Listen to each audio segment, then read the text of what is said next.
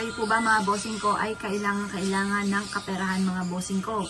Asya mga bossing, meron akong i-recommend sa inyo na mainam na subukan nyo po itong gawin.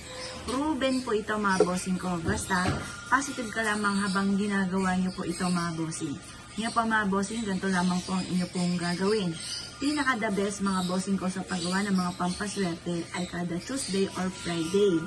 Tapos mga bossing ko, mas mainam na gawin nyo rin po ito kada full moon.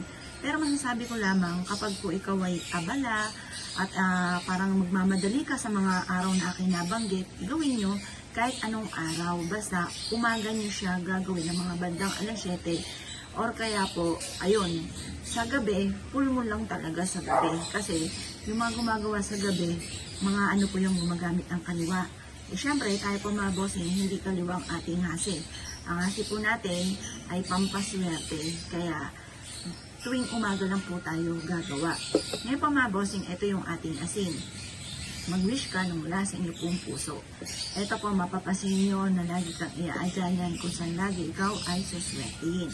Basta mga bossing ko, gawin nyo po ito at ikaw ay mag-wish na mula sa puso. Halimbawa, huwag kang gagamit na sana. Halimbawa, kailangan ko makabayad sa aking mga pagkakautang.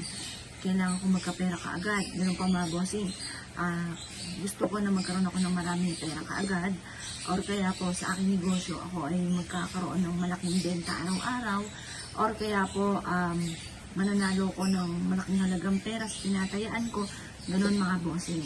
Kahit ano pwede nyo i-wish po dito, kahit sa kalusugan, proteksyon para sa pamilya, walang away-away sa pamilya, at kasi once na may away-away sa pamilya, mailap din ang swerte.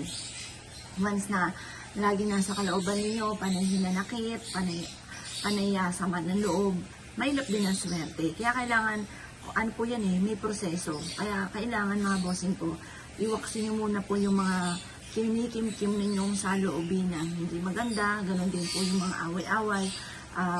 Lumayo ka muna sa ganyang sitwasyon para mas maging maganda swerte. Kasi pagka gano'n ang sitwasyon, mas nagiging kayo mga bossing, nape-pressure kayo at nawawala kayo sa focus ng inyo pong mga pangarap.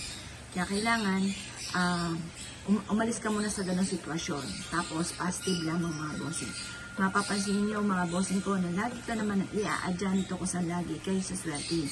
Mag-wish ka nang mula sa inyo pong puso at pagtapos ibilad ito sa sinag ng araw o kaya ng buwan hanggang alas 8 ng umaga kapag ka sa umaga nito ginawa. Kapag naman po full moon, i-overnight natin mula alas 7 ng gabi hanggang alas 8 rin ng umaga.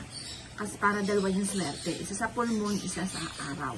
Tapos mga bossing ko, ilagay nyo po ito sa malapit sa bintana ninyo, sa main entrance ng inyong tahanan.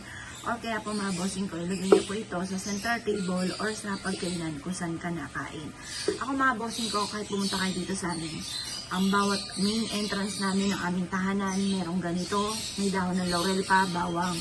Ganon din sa aming pong center table, ganon din sa aming pagkainan, ganon din sa aming negosyo.